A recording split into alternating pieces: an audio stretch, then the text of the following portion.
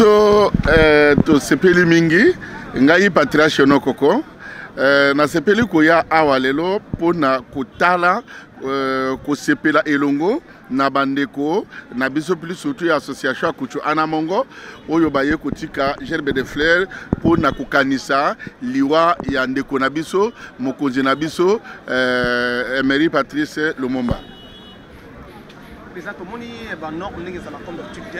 année, l'année passée, c'est là que vous avez la signé, vous avez pas protocole, mais en est organisation malamouza. Oui, au moment le Lumumba azali nyama monene. Tala lokola biso ya Kuchu Anamongo, biso to organiser ki gouvernement peut s'organiser. Non, bakoya à part ce que programme était bakoleka d'abord on a culte, après culte bakoya kozela parce que ezali fête moko officielle. Tozo zela bakonjibaya hymne national na lolenge disposition protocolaire makamonyo tsalimi ndeto badi ko déposer gerbe de fleurs.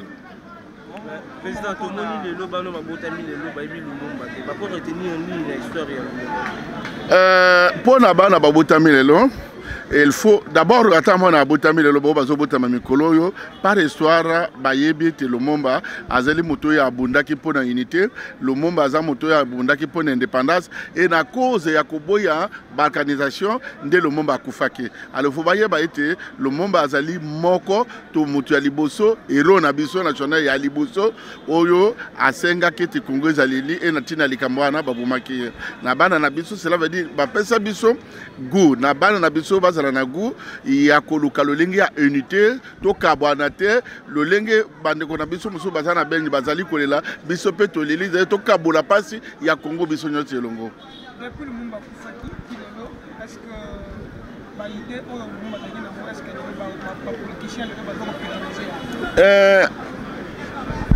pour dire ce qui est vrai malgré que nous sommes association à politique interne c'est que tout le monde tozali kolite poete ba idée na ye ezonga tozali kolite te ba politicien bazali koya parce que belé balati kombo ya Lumumba mais le lenge Lumumba zaki ko sala bango bazo sala te mais tozo senga na ba politicien na biso ba koka ko imiter réellement o Lumumba alobaki na o ya sengaki pona Congo parce que alobaki te histoire ya Congo ba congolais ne ba kokoma ko bonga ya Congo za biso moko ba congolais ne to ko bongisa. Président, comme la première balkanisation il y a STA RDC est-ce que Tina le Campo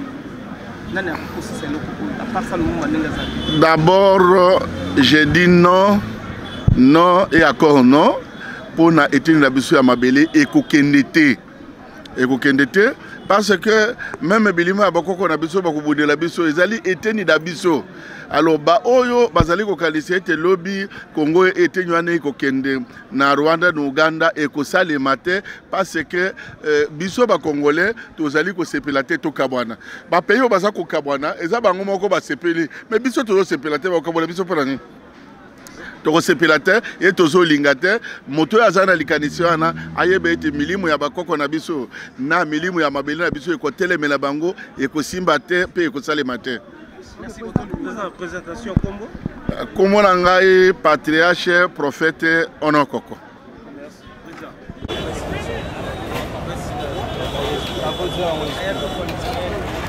Je suis dans la descendance aborigène autochtone de ce pays, jadis royaume et empire, donc je suis dans la descendance comme prince. Je disais, je m'appelle Fidèle. Alors, concernant la fête d'aujourd'hui, moi je pense que pour tout Congolais sensé, amoureux de ce pays, la fête d'aujourd'hui doit nous interpeller, puisque quand on célèbre la fête dédiée aux héros nationaux, c'est pour dire que le Congo est en train de vivre. Donc je disais, ça doit nous interpeller car depuis 1960, aujourd'hui, ça fait 60 ans, hein, nous allons célébrer 60 ans. Moi, à 60 ans, c'est à Koli. Donc le Congo a grandi et je pense que nous devons profiter, saisir cette occasion pour briser le carcan des naïvetés légendaires collective qui nous pousse à nous maintenir d'une façon stationnaire sur les parvis ovulatoires des pays émergents en jetant parfois les responsabilités sur l'entreprise léopoldienne qui considérait les cercopithèques indigènes congolais. Alors aujourd'hui, 60 ans après, l'anthropomorphe congolais a grandi, il est mûr. C'est pour cela que nous devons chanter notre hymne national avec faste, je disais bien avec faste, et je dirais debout congolais, dressons nos fronts et bâtir un Congo plus beau qu'avant. C'est ça, la reconstruction nationale et pour toujours. Donc, le message est adressé à tous les citoyens congolais dignes de ces noms. Ils doivent être interpellés pour que notre Congo aille de l'avant. Dressons nos fronts, j'ai dit. Ok.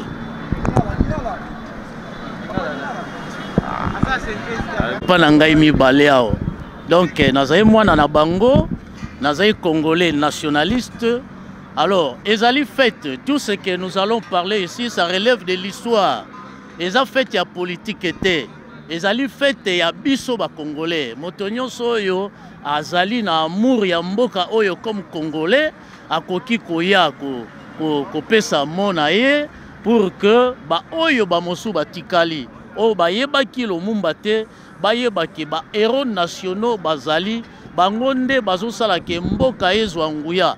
On dit un peuple sans héros, c'est un peuple mort. Donc, l'élo 60 ans après, depuis l'indépendance, Congo est coli. Tozé sous bazobate, to komi bana mikolo et moi aussi je suis natif des juin 60. Donc na kanisi ndenge na luti olobana français, to koyemba hymne national et lobi debout congolais. To téléma, dressons nos fronts longtemps courbés et pour longtemps. Je pense que tozali ba jeune lobby ezalaki ya batata na biso ba telemiawa. Je suis dans la descendance comme prince. Lobby ekozala ya bino ba jeune. Alors ceux qui bozo zwa conscience ezali likambo moko ya malamu penza pona Congo na biso. OK, ngai nde na remercier.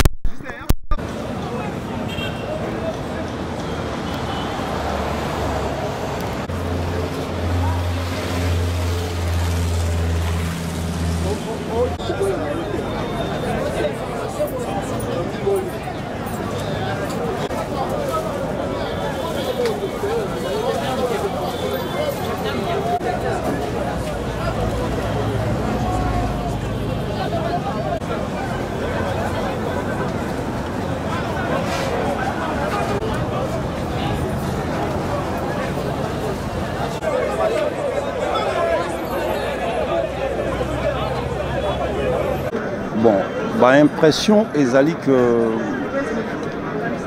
Congolais bazongisi na makanisi na bango na mokolo ya lelo kokanisa oyo azalaki premier ministre wa Yambo pona bango na mboka na bango. Mais ezali kaka premier ministre wa Yambo te. Mais ezali moto oyo a imprimé na kati ya ba Congolais le nationalisme, valeur wana a kotisi na kati ya bato.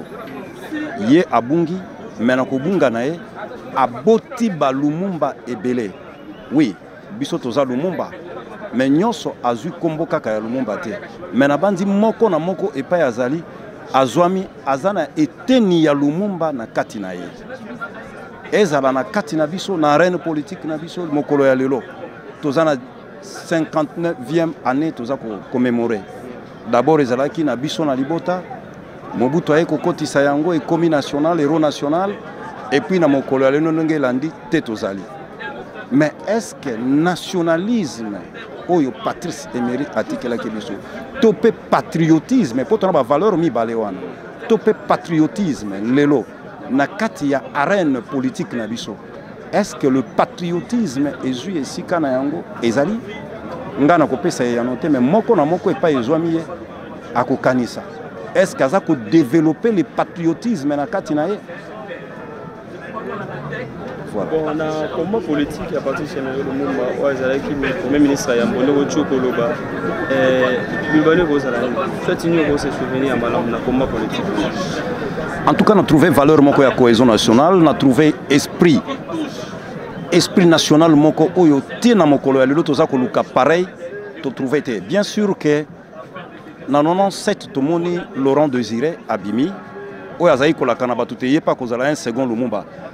asali ke a réveillé flamme wana oyo Patrice Emery Lumumba atikela biso. Et aussitôt que abandi ko réveiller flamme wana, voici encore une fois de plus ba ennemi à révolution baye et ba étouffer flamme wana. Voilà.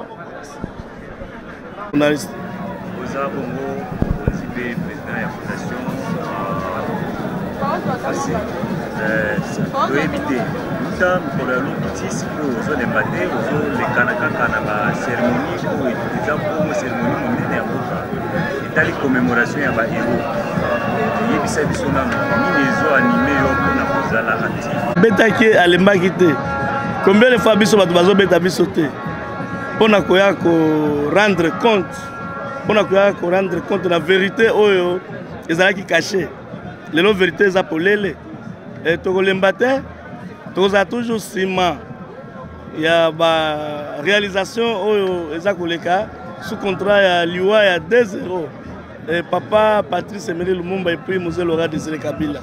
Vous savez, bango tellement que balemba quitté, bango bavane ko bunda, biso siko tozo bunda na maloba na bic na papier. Depuis tokosila na bango, vous savez que Mundele amona ki aleki Nzambe. Mais kasi lokola Nzambe azali, biso tozali kaka sima mibeko ya mboka na biso. Bande ko mususu ba kolinga eti pona koya ifo invitation ezala na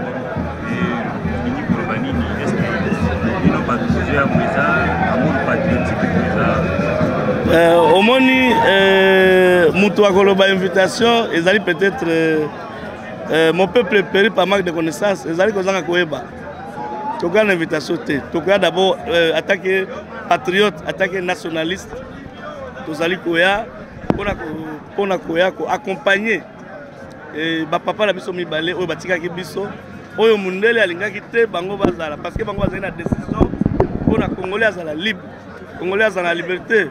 Omoni papa Lumumba azalaki mutu moko azali na ba décision makasi. Décision ande biso pe ba Congolais photo zanango. Mosé Laurent Désiré Kabila après Bamboule Belé ayaki toujours sous contrat ba décision ferme. Basali la même chose. Bon, tu veux que soit son excellence le président de la République honoraire Joseph Kabila Kabangi. Toujours, ma décision ferme. Au moins, qui ma code minier et bah signé. Comme on a comment on appelle élection, pour voter.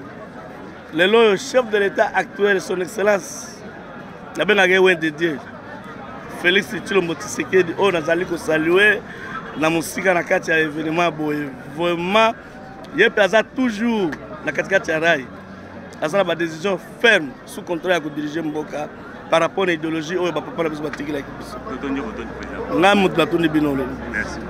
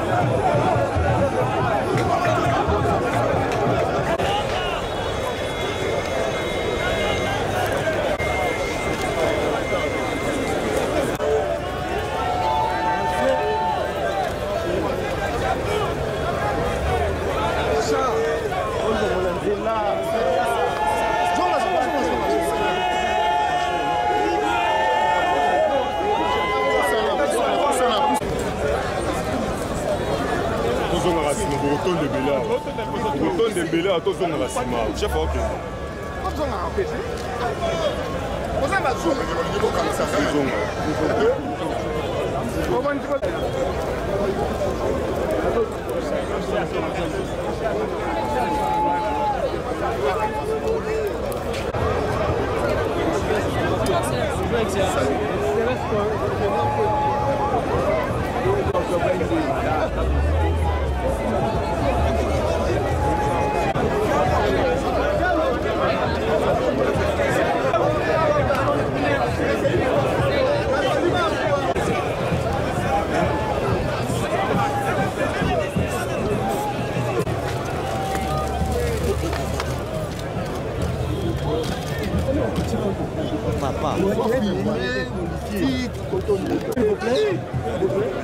S'il vous plaît. Attention derrière, monsieur, vous allez tomber. Attention derrière.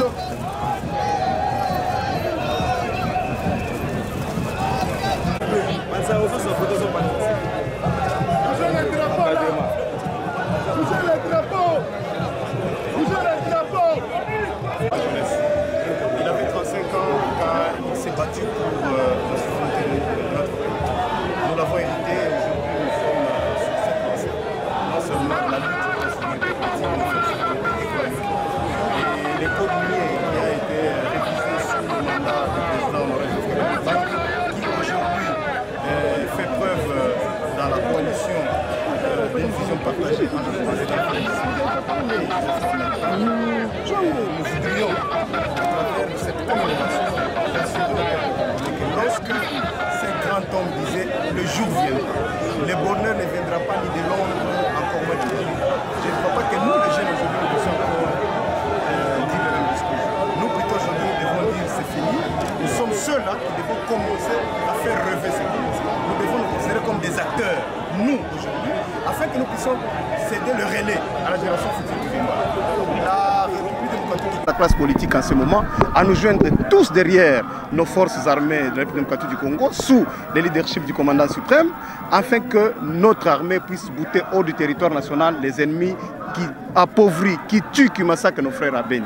Il n'y a pas de victoire des FARDC sans la complicité de la jeunesse. Voilà toutes ces valeurs pour lesquelles Lumumba s'est battu en 1960 pour acquérir l'indépendance politique et aujourd'hui pour avoir cette indépendance économique, nous devons nous mobiliser comme un seul homme. Voilà les leçons que nous tirons et nous essayons que nous allons partager ça avec la jeunesse. Votre dernier mot sur la jeunesse congolaise parce que la jeunesse congolaise doit se mobiliser comme un seul homme pour les valeurs patriotiques, pour les valeurs qui fondent notre nation. Nous sommes une jeune nation qui doit se reconstruire. Nous devons refuser le tribalisme, nous devons refuser le régionalisme, nous devons refuser toute forme de division. Nous devons tous, comme un seul homme, regarder dans la même direction sur les valeurs républicaines. Nous pouvons avoir des divergences d'idéologie, nous pouvons avoir des divergences d'opinion, mais cela ne doit pas nous permettre à ce que nous puissions arriver à dépasser la ligne rouge, c'est-à-dire prétendre qu'aujourd'hui qu'on peut balkaniser ce pays. Ce Congo ne peut jamais être balkanisé parce que nous sommes là, parce que les institutions sont là, parce que le peuple congolais voudrait que les choses aillent de l'avant. Merci. Merci.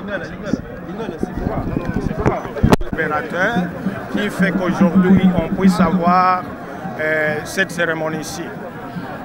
Je représente le Buluba Ibukata pour le comité urbain de la ville-province de Kinshasa. Vous savez que Buluba Ibukata n'est rien qu'un autre nom pour la Bulubakat. La Bulubakat est un parti politique initialement créé par Sendwe Janson qui était un allié non simplement de Lumumba mais aussi de Kizenga qui est présent et qui est représenté ici. Ces commémorations interviennent justement à un moment où la République...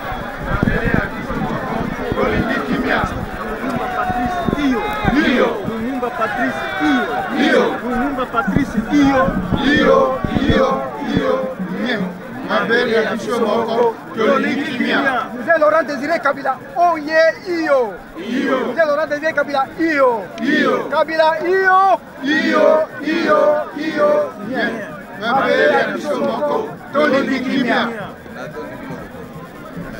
Au peuple congolais de se souvenir de Patrice Emery Lumumba.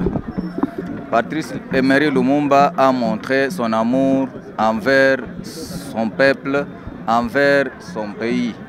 Je voudrais que chaque Congolais puisse suivre les pas de Lumumba. nous sommes tous des Congolais. Ce Congo, c'est notre pays à tout le monde. Personne ne peut dire que lui, il est Congolais de plus que les autres, parce que nous sommes tous des Congolais. Donc, quand vous parlez de ceux qui disent qu'ils vont couper le Congo, balkanisation, c'est un rêve, parce que les chefs traditionnels, propriétaires de cette terre, quand Dieu a créé la terre, il n'avait pas donné ça aux policiers, ni moins aux militaires. Il a donné ça aux chefs traditionnels que nous sommes. Nous n'avons pas encore donné cet aval. Je sais, et nous le savons tous, que nos collègues de l'Est, on les a possédés de tous les pouvoirs. Aujourd'hui, c'est les politiques qui priment. Mais nous sommes en train de nous préparer. Nous avons demandé aux politiciens de nous donner la chance de descendre à Beni. Ensemble avec nos collègues de l'Est, nous allons faire une cérémonie coutumière qui va faire que le sang puisse couler à l'Est. Et quel souvenir vous descendre à Beni? La date vous sera communiquée quand nous serons avec l'autorité qui a promis de nous recevoir pour que nous puissions en débattre ensemble, parce que le vice-premier ministre en charge de l'intérieur et sécurité, il a promis de nous recevoir, et quand il va nous recevoir, nous allons en parler avec eux, nous allons établir un calendrier que nous allons respecter, et vous allez vivre, comme on dit en français, qui vivra verra. Et quel souvenir gardez-vous en cette date significative à propos de la mémoire de Lumumba? Lumumba, il faut être malhonnête des fois pour dire que vous ne connaissez pas Lumumba et où vous attendez que quelqu'un d'autre puisse venir vous parler de Lumumba. Lumumba, c'est quelqu'un qui est resté et qui restera dans nos cœurs jusqu'à la 4e génération. Lumumba s'est sacrifié. J'étais estomaqué ce matin de suivre un professeur d'université qui parlait du mal de Lumumba. Je sais que nous sommes africains. Quand quelqu'un meurt, on lui pardonne de tout ses péchés. On ne peut plus parler du mal de lui. Lumumba n'est pas mort pour sa famille. Lumumba n'est pas mort lâche. Il est mort l'arme à la main parce qu'il insistait. Il insistait pour que son peuple, ses frères et sœurs, soient libres. S'il vous plaît, chef. Ngai na monima ya Lumumba toza lelo eza ke ngai personnellement nazoyeba ke soki lelo Congo ezongi Congo eza grâce ya Lumumba.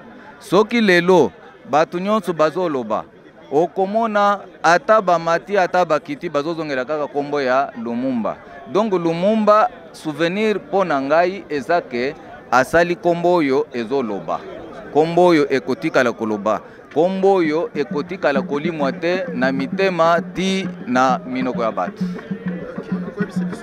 Tourner à Souka, on a bino banfumo, les logos oyo mbule eza na kati ya koleka na kati ya Kinshasa. Makanisi ne boza na ngopo na kimia na este mboka na biso.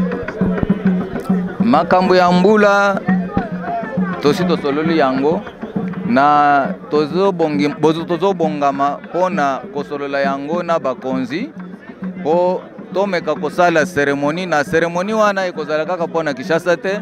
Cérémonie wana ekokita ti na ba province parce que mbula ezobeta kaka na Kinshasa te. Makambo munene toza na ngwawa ezali ke la terre congolaise crie makila eleki ata boye tozoloba na bino bato bazokufa bandeko na bino bazokufa. Alors tokoki kosala kimia kaka pona Kinshasa te, kimia tozoluka eza ya Congo mobimba. Donc tozozela tosolola na bakonzi ndenge toyokanaki na bango. Vous serez informés parce que bino tokoki kobosana biso bino te, il faut bisika nyonso tozali bino pe bozala po boyebisa bato mai ekoleka. Merci. Ni kweli munasema, munaniuliza nini? Munauliza kesio gani? Juu ya Lumumba tu. Souvenir, mimi nasema souvenir ya kwanza, mimi nasema kwanza mbele damu ilikuwa inamwangika mingi sana. Wakati Lumumba Patrice alikia kushimama, damu haikumwangika tena. damu haikumwangika tena wakati Lumumba alishimama. Vile Sa Majesté Lemba Kele Kato anatoka mkusema Lumumba hakufa. Wanasema Lumumba alikufa. Tuko naye, tunaonanaka naye kila siku kuba ancêtre. Lumumba hakufa. Na mwenye alizala hakufake. Hivi Rola iko ba François Biko mwenye alizala hakufake. Lumumba hakufa. Na jeba chef kutumie tuko na Lumumba parce que yeye alikuwa chef kutumie ya Shingavele. Yeye hakuwa ya Onalua. Alikuwa ya Shingavele kule ku Lokombede. Alors tunaonanaka naye jeba chef, tunaonaka na Lumumba. Damu njo alikatala imwangika kibali mchukia juu alipenda kimya ikuwe. Asante. Asante. Chef tuambie.